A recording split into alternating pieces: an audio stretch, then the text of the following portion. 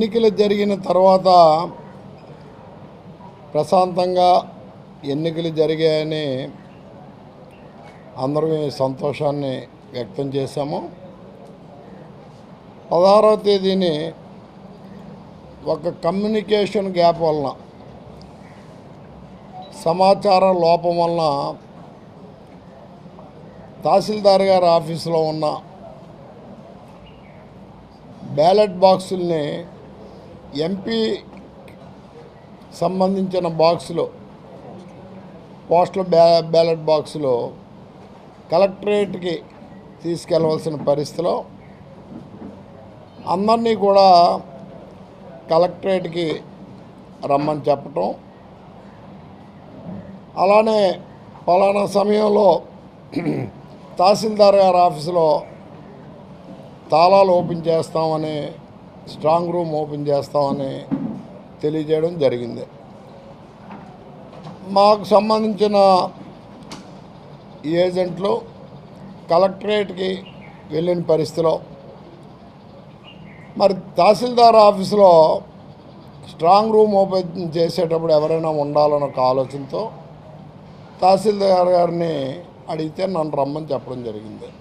నేను రాలేనండి, ఏం చేయాలంటే రిప్రజెంటేటివ్ని పంపించండి అని చెప్పారు. మా మండల పార్టీ అధ్యక్షులు మామిడి అప్పలనాయుడు గారు, యువజన పార్టీ నాయకులు కౌశిక్ గారిని పంపించడం జరిగింది. అయితే ఆ రాత్రి అప్పుడు ఏదో ఒక జరిగిపోయిందేమో, తప్పు జరిగిపోయిందేమో అని ప్రతిపక్ష పార్టీ వాళ్ళు తహసీల్దార్ గారి ఆఫీసర్ రావటం, వాళ్ళు సందేహాలని వారు వ్యక్తం చేయడం జరిగింది. అది సహజం, ఎక్కడైనా ఎవరికైనా అనుమానం ఉండేటప్పుడు సందేహాలు వెలిపిస్తుంటాం. కానీ నిన్నటి రోజున వాళ్ళు తెలుగుదేశం పార్టీ ఉమ్మడి కూటమి పార్లమెంటు శాసన సభ అభ్యర్థులు మాట్లాడుతూ, మేము వెళ్ళి అడిగినప్పుడు వీరభద్రం గారు లెటర్ చూపించలేదు, తర్వాత ఈ లెటర్ ఇచ్చారు అన్నారు. అయితే ఆ రోజు జరిగిన సంఘటన అనేది టీవీలో కూడా వచ్చింది. వాళ్ళు ఎందుకు వచ్చారని అడిగితే రిప్రజెంటేటివ్గా వచ్చారని చెప్పారు. రిప్రజెంటేటివ్గా రావడానికి వాళ్ళకున్న అధికారం ఏంటంటే ఆ రోజే వాళ్ళు లెటర్ చూపించేవారు. మరుసటి రోజు వాళ్ళ పార్టీ తరఫున ఒక రిప్రజెంటేషన్ వెళ్ళింది. వాళ్ళు ఎందుకు వచ్చారు, ఎలాగొచ్చారు, దానికి మేము ఇచ్చిన లెటర్ని చూపించడం జరిగింది.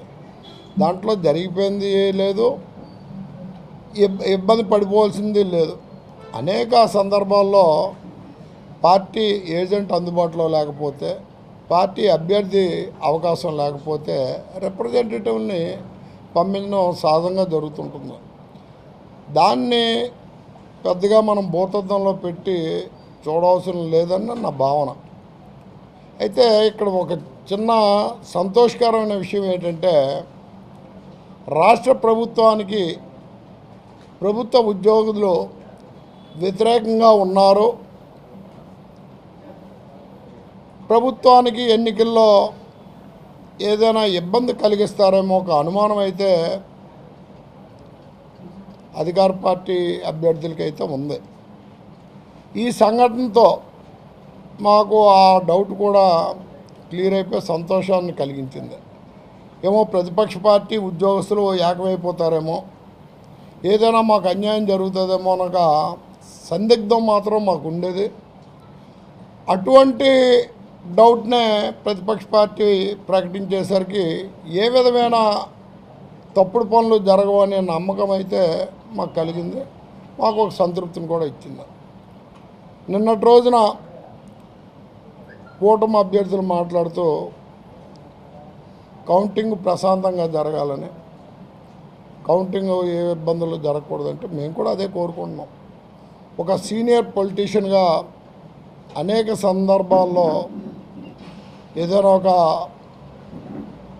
సమస్య తలెత్తితే ఆ సమస్య పెరగకుండా చూసిన సందర్భాలు అనేక ఉన్నాయి. రాజకీయంగా ఒకరి మీద ఒకరు ఏమైనా మాట్లాడుకున్నప్పటికీ ఇబ్బంది కలిగించే సంఘటనలు జరగడానికి మేము ఎప్పుడూ కూడా ముందుకి రామని, అటువంటి సంఘటనలు ఎప్పుడూ జరగలేదని 5 సంవత్సరాలు 2019 నుంచి 24 వరకు మా పరిపాలనలో ఎక్కడా రాజకీయ ఇబ్బందులు కలగజేసిన సంఘటనలు ఎక్కడా జరగలేదనేది ఒక సాక్ష్యంగా మేము తెలియజేస్తూ, కౌంటింగు ప్రక్రియ ప్రశాంతంగా జరగాలని మనస్ఫూర్తిగా కోరుకుంటున్న పార్టీ వైఎస్ఆర్ కాంగ్రెస్ పార్టీ అని. ఎన్నికలు జరిగిన రోజున కూడా చెదురుముదురు సంఘటనలు ఎక్కడైనా జరిగాయి అంటే అక్కడున్న పరిస్థితులు, రెచ్చగొట్టే విధానం, మద్యాన్ని సేవించి ఉండే పరిస్థితులు ఉండడం వలన అక్కడక్కడ జరిగాయి. ఎన్నికల ప్రక్రియ మొదలైన దగ్గర నుంచి ఆ పార్టీ నాయకులు లోకేష్ గారిని తీసుకొచ్చి స్థానిక ఎమ్మెల్యే గంజా వ్యాపారం చేస్తాడు, స్థానిక ఎమ్మెల్యే చెరువులను కబ్జా చేస్తున్నాడు అని అనేక ఆరోపణలు చేసినప్పుడు మేము ఒకటే మాట చెప్పాం, ఎన్నికలు అయినంత వరకు మీరు ఎన్ని ఆరోపణలు మా మీద చేసినా మేము తిరిగి జవాబు చెప్పము. ఎందుకంటే ప్రశాంతంగా ఎన్నికలు జరగాలని ఒక ఆలోచన ఉండబట్టే ఎన్నికల ప్రక్రియ మొదలైనప్పుడే మేము ఆ మాట చెప్పాం. ఆ విధంగా కట్టుబడి ఉండి నేను ఎక్కడా కూడా వాళ్ళు చేసిన ఆరోపణలకి తిరిగి జవాబు చెప్పలే. మేము 40 సంవత్సరాలుగా విజయనగరం రాజకీయాల్లో ఉన్నాం. గెలిచిన రోజులు ఉన్నాయి, ఓడిన రోజులు ఉన్నాయి. గెలిచినప్పుడు హుందాగానే ఉన్నాం, ఓడిన రోజుని హుందాగానే ఉన్నాం. ఎక్కడ లేఖితనమైన రాజకీయాలు మేము చేయలేదని ఈ సందర్భంగా తెలియజేస్తూ, ఏ పదవి చేసినా పదవికి న్యాయం చేసామనే మేము భావిస్తున్నాం. 2019 నుంచి 2024 వరకు నిరంతరం ప్రజలకు అందుబాటులో ఉండి ఈ పట్టణంలోని ఏ సమస్య వచ్చినా కూడా ముందుకొచ్చి ఆ సమస్య పరిష్కారానికి కృషి చేశాం. కరోనా లాంటి కష్టకాలంలో కూడా ప్రజలకు ధైర్యం చెప్పి ప్రజలకు అందుబాటులో ఉన్నామే తప్ప